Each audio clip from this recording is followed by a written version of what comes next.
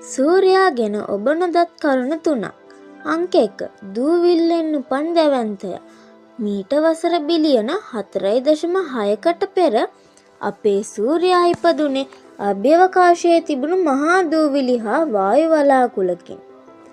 පුදුමේ කියන්නේ ඒ වලාකුළෙන් 99.8%ක්ම සූර්යා නිර්මාණය වෙන්න පාවිච්චි වුණා.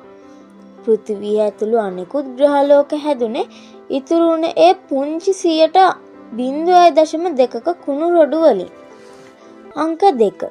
තප්පරයකට බෝම්බ මිලියන 100ක්. සූර්යා දැනට ඉන්නේ එයාගේ තාරුණ්‍යයේ.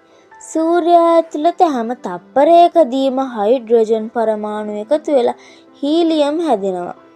මේ ක්‍රියාවලියේදී පිටවන ශක්තිය කොතරම්ද කියනවා නම් ඒක එක තත්පරයකදී හයිඩ්‍රජන් බෝම්බ මිලියන 100ක් පිපිරෙව්වා හා සමානයි. අපට ලැබෙන්නේ ඒ මහා බලෙන් අංශුවක් පමණයි. අංක 3. මරණය හා රතු යෝධය.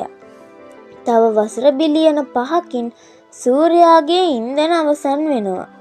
එතකොට සූර්යා දැන් ඉන්නවාට වඩා 100 ගුණයකින් විශාල වෙනවා. රතු යෝධයෙකු බවට පත් වෙනවා. ඒ වෙලාවට සූර්යා බුද සිකුරු විතරක් නෙවෙයි අපි ඉන්න පෘථිවියත් ගිලගෙන විනාශ කරලා දාවි. ඉතින් අපි හැමෝම නිර්මාණය වෙලා තියෙන්නේ කවදා හරි විනාශ වෙලා යන මේ දූවිලි වලින්ම.